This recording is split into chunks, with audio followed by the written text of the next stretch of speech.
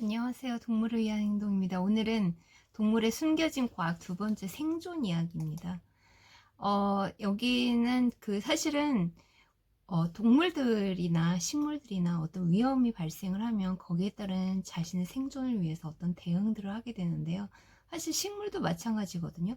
사실 녹조가 낀다는 거는 일종의 화학물질, 어떤 위험을 알리는 화학물질이 배출된다라고도 볼 수가 있고, 예전부터 과학자들이 연구한 바에 의하면 이제 그런 연구가 있었대요. 이제 식물에다가 전극을 삽입하고 사람들을 들어오게 해서 그 중에 이제 그 잎을 만진 사람이 있었는데, 이 잎을 만진 그 사람에게 그런 잎은 전기적 활동이 좀 달랐다는 거예요. 그러니까 이게 예를 들어 양이온이 통로가 막히고 다시 열리는 그런 세포막 전이 활동과 비슷한 거죠. 그런 것처럼 동물도 역시 마찬가지인데요. 동물은 조금 더 좀 복잡하거든요. 예를 들어서 개미들은 어떤 위험이 감지되거나 적이 오면은 이제 외분비샘에서 이제 페로몬이 생산이 돼서 위험을 이제 감지하는 그런 능력을 가지고 있는 거죠. 벌 같은 경우에는 집단으로 어떤 위험이 발생했을 때 공격을 하잖아요. 자신의 동지가 공격을 당하면은 어떤 페로몬, 그 공격당한 동료로부터 페로몬이 나오고 이런 것을 감지를 해서 집단적으로 활동을 하게 된다는 거예요. 낚시를 할 때 쓰는 미끼 지렁이를 잡는 방법 중에 나무 막대기를 땅에다 이제 꽂는 방법이 있대요. 그래서 그 위쪽에다가 약간 평평한 금속판으로 그 위를 이렇게 문지르면은 마찰음이 나게 되는데, 거기서 오는 진동을 이제 지렁이들이 감지를 하는 거죠. 근데 그 진동 주파수가 어, 두더지가 나타났을 때랑 느낌이 같대요. 그래서 두더지가 나오는 줄 알고 깜짝 놀라서 다 나오는 거죠. 그런 방식으로 이제 위험을 감지하는 거고요. 개도 역시 마찬가지로 이제 냄새, 즉 후각을 통해서 어떤 두려움을 주는 대상을 발견하게 되면 굉장히 공격적으로 행동하는 경우가 있죠. 그래서 개들은 자기를 싫어하는 사람들을 알 수 있다라고 하잖아요. 그런 게 이제 바로 이런 위험 감지의 능력입니다. 이렇게 유럽에 있는 개똥지박이라는 그 새가 있는데, 이 새는 매가 나타날 때 굉장히 날카로운 소리를 낸대요. 근데 이게 이제 동료들한테 위험을 알리는 거죠. 어떤 그 동물들은 초음파로 경고를 보내거나 이런 것도 전부 적이 나타났을 때 동료들과 소통하는 방식이라고 해요. 그러니까 우리 인간의 귀에는 좀 다르게 구분이 안 갈지 모르겠는데, 여러 과학자들이 이런 것을 연구한 결과가 나와 있습니다.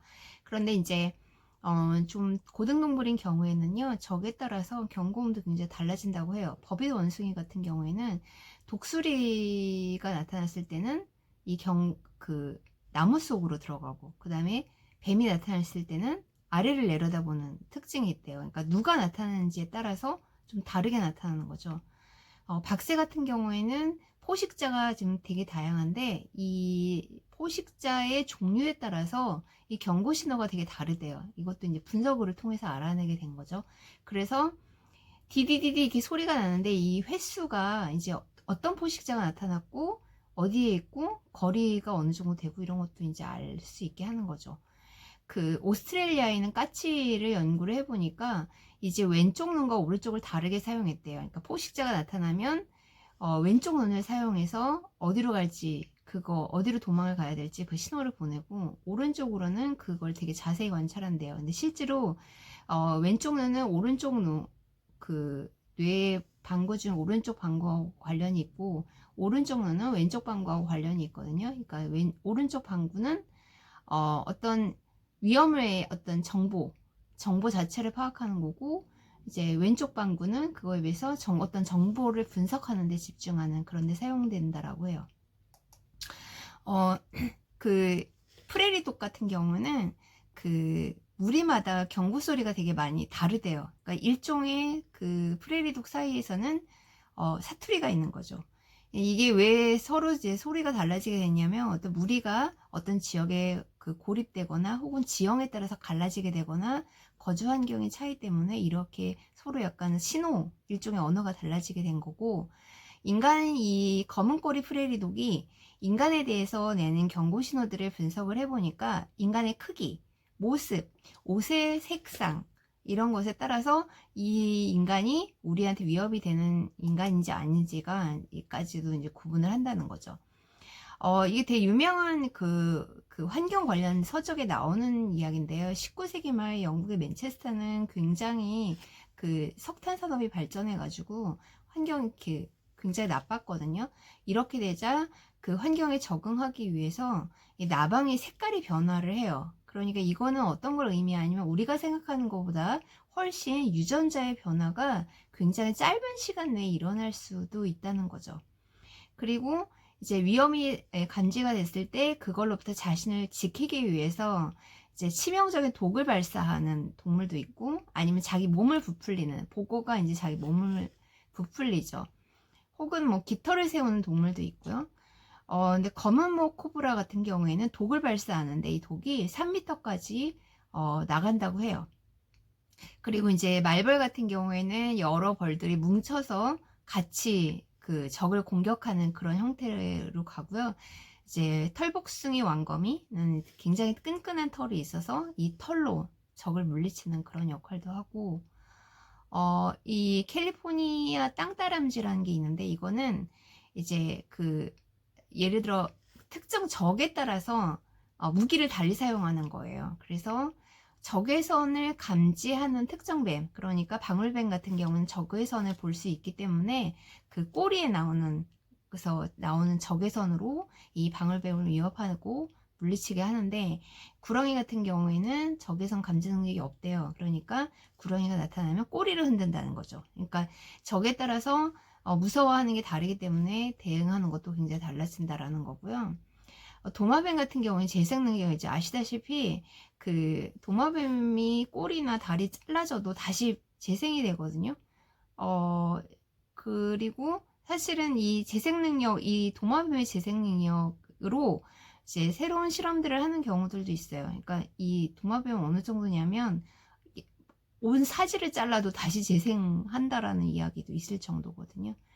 그 다음에 텍사스 뿔 도마뱀은 포식자가 나타내는 피를 뿜어서 그걸 이제 뿜게 되는 그런 역할로 이제 적을 물리친다고 합니다.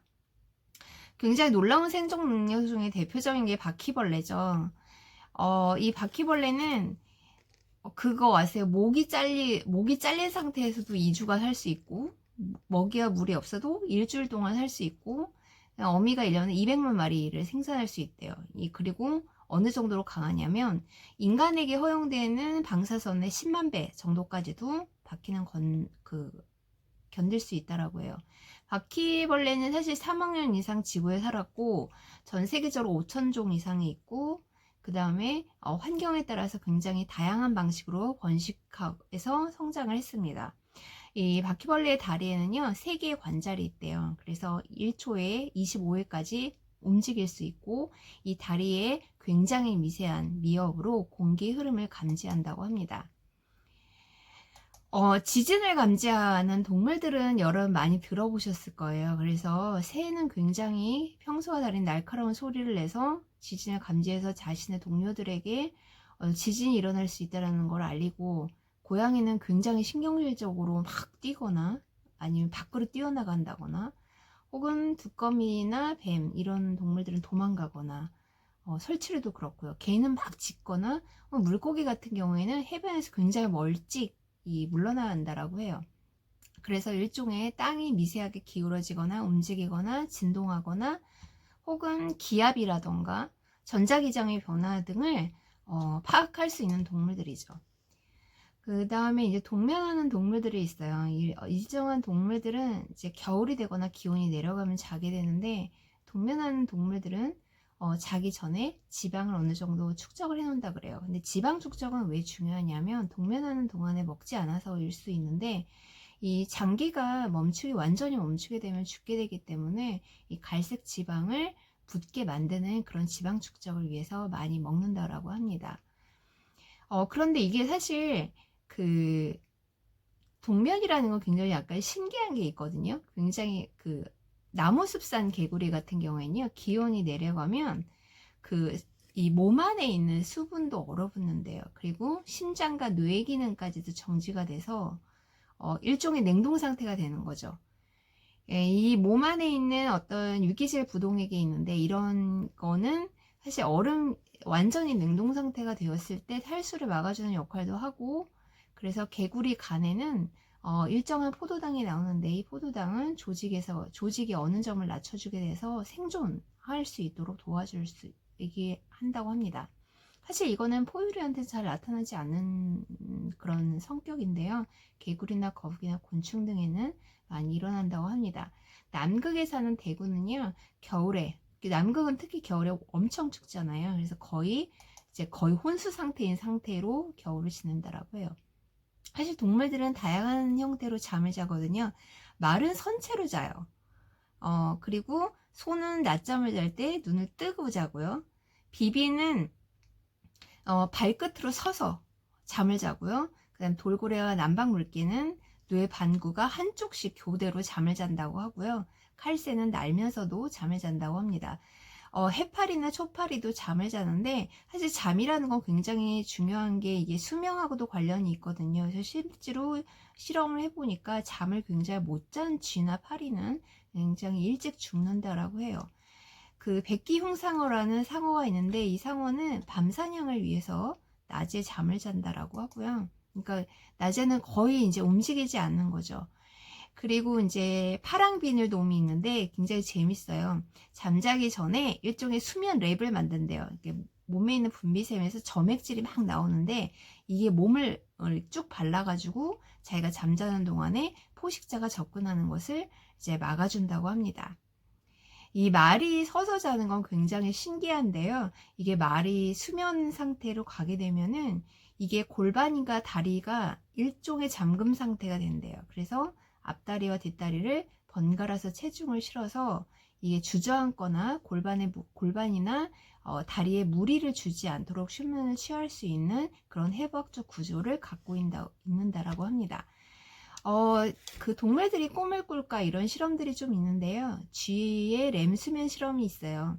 이 램수면 실험을 해보니까 낮에 활동했던 신경세포하고 동일한 신경세포가 자는 동안에도 활성화된다라는 걸 알 수 있어요. 그러니까 사실 낮에 활동했던 어떤 것과 잠을 잤을 때가 연결이 된다는 거죠. 그래서 우리가 낮에 어떤 느꼈던 기분이나 어떤 장면들이 밤에 나타나는 것도 비슷한 거라고 볼 수가 있겠습니다.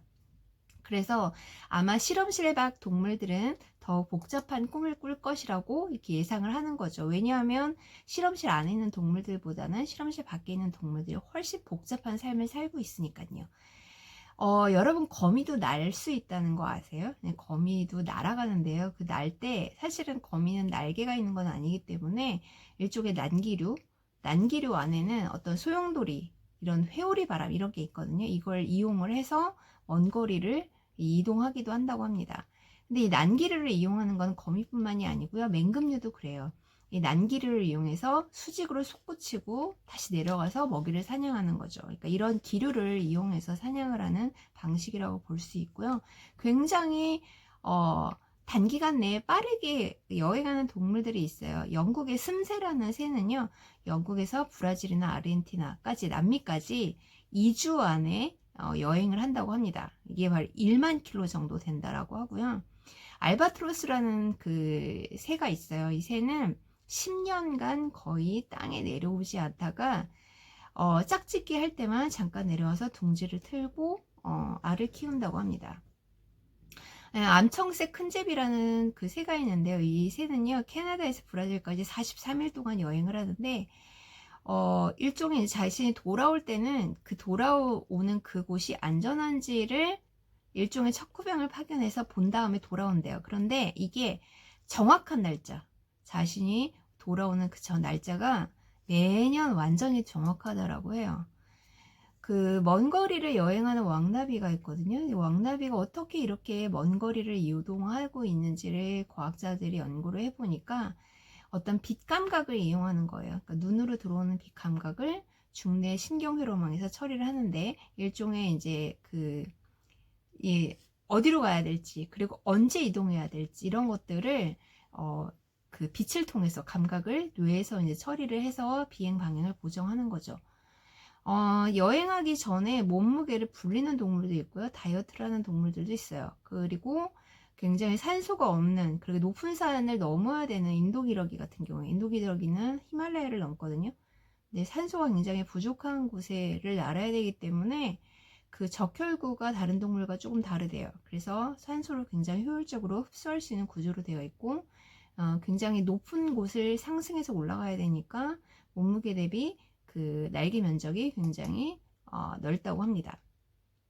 여러분, 기러기가 V형으로 나는 이유는요, 결국에는 이게 이제 상승기를 이용해서 이제 선두가 있거든요. 근데 이 선두가 계속 바뀌어요.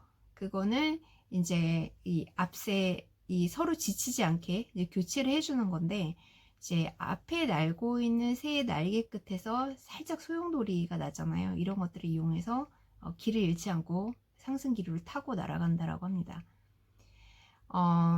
그 다음에 굉장히 먼 거리를 이동하는 동물들 중에 케냐와 탄자니아에서 이제 얼룩말, 뭐 영양 이런 동물들이 있어요. 이런 동물들은 물도 필요하고 미네랄도 필요하고 먹이도 필요하기 때문에 먼 거리를 이동하는데, 지금 현재 뭐 상당히 많은 개체수가 적어진 상태입니다.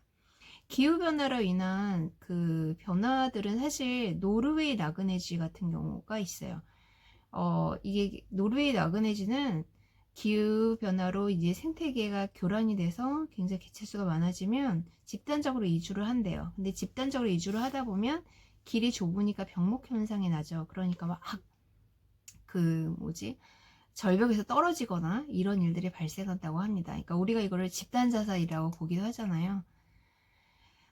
바닷속을 여행하는 동물 중엔 대표적으로 혹등고래가 있죠. 이 혹등고래는 500km 정도를 이동을 하는데, 이 과정은 이제 번식기 때 수컷과 암컷이 이제 여행을 해서 적정한 곳에서 가서 번식을 하는데, 이 과정이 사실 굉장히 아름답대요. 수컷이 암컷을 계속 호위해 가면서 이제 그 여행을 하는데, 이 문제는 사람들이 이걸 자꾸 보려고 보트를 타고 이제 쫓아가다가 짝짓기를 방해하는 경우도 있고, 그리고 이제 수면을 방해하거나 이런 일들이 발생한다고 해요. 바다거북도 굉장히 멀리 여행하는 동물 중에 하나죠. 한 번에 600개에서 60개에서 100개 정도의 알을 낳는데, 이 알이 28.5도보다 낮으면 수컷, 30.3도보다 높으면 암컷이라고 합니다. 카리브해에 살고 있는 바다까지는요, 10월에서 11월까지 모래바닥을 횡단하는데 65만 마리가 집단으로 이동을 하고 60km를 이동한다고 합니다. 사실 이동이라는 거는 결국 동물과 식물을 가르는 기준인데요. 이동은 동물들에게 굉장히 중요한 요소예요. 왜냐하면 운동성이라는 거는 신경계가 발달하기 위한 조건이고 뇌 발달과 관련되기 때문에 굉장히 중요한 요소라고 볼 수 있죠. 이 생존과 스트레스의 관계를 보면요, 이 스트레스를 대표하는 호르몬이 코르티졸 호르몬이 있어요. 이게 이제 발생하는 그런 기전들을 보면, 이제 일단 어떤 정보가 들어오죠. 스트레스를 줄 수 있는 어떤 감각 정보들은 편도체에서 판독을 하는데, 이게 이제 위험과 연결되는지를 이곳에서 이제 뇌에서 판단을 하는 거예요.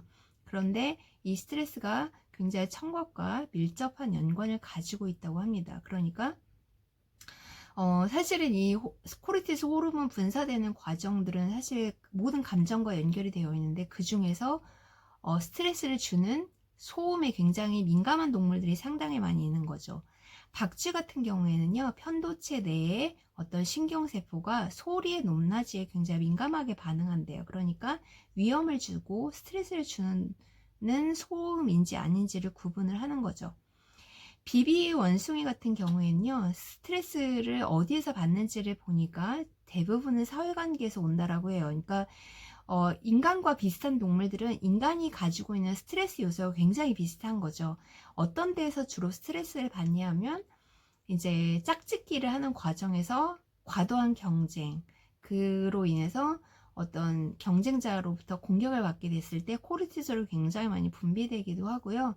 코르티솔이 장기적으로 분비가 되면 면역력이 굉장히 떨어지게 되고, 그러면서 혈압이 올라간다거나 그런 동맥경화 같은 게 발생하거나 이러는 거죠. 그러니까 결국 고등동물일수록 무리 사이의 서열이라든가 가족 간의 갈등, 이런 걸로 인해서 오는 스트레스가 굉장히 많이 있다라는 거죠. 이 스트레스를 주는 요소는 어떤 생체 리듬과 관련이 있는데, 이제 모든 종들은 종의 특징에 따라서 자신을 긴장시키게 하거나 두렵게 하거나 이런 환경과 괜찮은 환경의 차이를 알게 되는데, 어떤 변화에 의해서 이런 스트레스를 받는 거죠. 예를 들어 해양동물 같은 경우에는 밀물이나 썰물 혹은 먹는 것, 그 다음에 양, 종류, 뭐 장소나 시간 이런 것에 따라서 스트레스 요소가 될 수 있다라고 해요. 근데 이제 많은 기후변화나 어떤 그 기후나 어떤 자연환경의 변화 때문에 오는 스트레스는 이제 일단 먹이를 구하지 못하게 됐을 경우에 이제 동물이 자연에서 먹이를 못 구하면 이제 필수 아미노산이 굉장히 부족해지고 그 다음에 단백질 합성을 도와주는 역할을 하는 인자가 굉장히 부족해지면서 이게 불균형, 뇌 속에서 불균형이 감지돼가 된대요. 그래서 이게 섭식회로하고 관련이 돼서 식욕이 계속 떨어지게 되고 그렇게 해서 영양이 불균형 상태가 지속이 되는 그런 중요한 스트레스 요소가 된다고 합니다. 그러니까 생태계 파괴나 기후변화가 동물들에게 먹이를 쉽게 구하지 못하게 되고 그게 결국에는 신경학적인 변화를 일으키게 되고 그게 이제 신체적인 변화까지도 오게 만드는 거죠. 그리고 직접적으로 독성물질들이 있죠. 오염에 의해서 독성물질이 혈액으로 들어가게 되면 영양결핍, 식이행동 이상, 뭐 아니면 췌장이나 간장 이런 곳에 이상이 오는 경우들도 있는 거죠. 소음 같은 게 물속에서는 소음이 공기 중보다는 더 빨리 전파가 되거든요. 그래서 이제 물속에서 나는 소음이 고래 스트레스 호르몬을 높인다라는 연구는 굉장히 많이 있어요. 그런데 이제 그 갑각류들은 서로 소통을 하기 위해서 이제 문지르는데 이런 것을 발생하는 소리가 있잖아요. 그러니까 고래는 자기 스트레스 호르몬 수치가 높아지는 동시에 자신의 먹이가 되는 그런 동물들의 이동이나 소리를 혹은 진동을 감지하기 굉장히 어렵게 되는 그런 악영향을 줄 수가 있는 거고요. 그 다음에 뭐 해조류가 굉장히 없게 되면 급감을 하게 되면서 바다 이구아나도 먹이가 부족한 현상이 발생하게 되고요. 스트레스에 대응하는 방식은 동물들마다 많이 다르죠. 숨거나 싸우거나 도망가거나 뭐 아니면 자기를 굉장히 외피를 단단하게 하거나 고슴도치는 그 뾰족하게 털을 곤두세우잖아요. 혹은 사자는 싸우기도 하고 영양 같은 동물들은 도망을 가죠. 스트레스는 결국 신체적인 변화도 일으키게 되는데 근육과 인대가 긴장이 돼서 근골격계 이상을 주기도 합니다. 스트레스가 주는 그 신체적인 변화나 악영향이 뭐가 있냐면 일단은 도망가거나 싸우거나 할 때는 생리학적인 스트레스가 반응이 나타나게 되는데 산소량이 증가하게 되고 폐에서 심장박동 빨라지고 혈액 공급이 증가하게 되면서 이런 일들이 계속 반복이 되면은 심혈관계 스트레스가 생기게 되는 거죠. 아니면 어떤 스트레스에 따라서 스트레스 상황을 포기하게 되면 면역 기능이 파괴돼서 면역 기능 장애가 일어나기도 하고 혹은 뭐 굉장히 많죠. 스트레스가 주는 신체적인 변화들은 만성 통증, 뭐 심장병, 고혈압, 식욕소실, 과식증, 알레르기, 천식 뭐 굉장히 많이 있습니다. 사실은 말 같은 경우에는 말은 이제 길들이잖아요. 이제 길들이는 과정에서 처음에 기수가 말에 올라타게 되면은 기수를 포식자로 인식해서 스트레스 수치가 굉장히 올라간대요. 그런데 이제 이런 공포를 극복하고 친구가 되고 소통하면서 이제 스트레스 치수가 낮아지는 거죠. 사실 스트레스는 사회적인 기억이거든요. 예전에 내가 받았던 기억들이 이후에 똑같은 경험으로 나타나게 되면 그것이 다시 발생을 하게 되죠. 그래서 이제 어떤 사회적인 기억이 포유동물 같은 경우에는 어떤 그 뇌 속 해마라는 게 있거든요. 해마의 신경 발생과 관련돼서 장기적으로 회피 행동, 그러니까 어떤 스트레스가 발생을 하면 뭔가를 회피하게 그런 행동으로 나타나게 되죠. 근데 이게 지속적으로 노출되면 우울증이 생기게 되잖아요. 그래서 이게 어떤 성장인자와 관련된 유전자를 발현하는 것들 막는 그런 역할도 한다고 합니다. 그 트립토판이라는 게 있는데요. 이게 이제 필수 아미노산인데, 이제 트립토판이라는 거는 이제 수면을 유도하는 그 세로토닌이라는 그런 호르몬이 있어요. 이게 전구체라고 하는데, 이 트립토판을 주입하면은 돼지의 공격성이 줄어든다라고 해요. 그런데 돼지는 왜 싸우냐면요. 이게 자신의 무리가 있는데 새로운 침입자가 생기면 싸우거든요.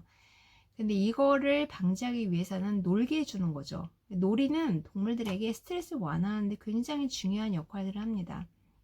그래서 놀이는 스트레스 반응을 약하게 하고 혈액 속에서 스트레스 호르몬 수치를 낮추기도 하고요. 이 사회적 관계를 맺게 되면 여성은 옥시토신, 남성은 바소프레신이라는 호르몬이 나타나게 됩니다. 이게 결국에는 스트레스를 방지하는 역할들을 한다는 거죠. 그래서 동물들이 어떤 위험이 감지되었을 때 생존하기 위해서 하는 다양한 방식들, 여기에 대응하는 방식들에 대해서 오늘은 알아보았습니다. 오늘은 여기까지고요. 구독하기, 좋아요 꼭 눌러주세요. 감사합니다.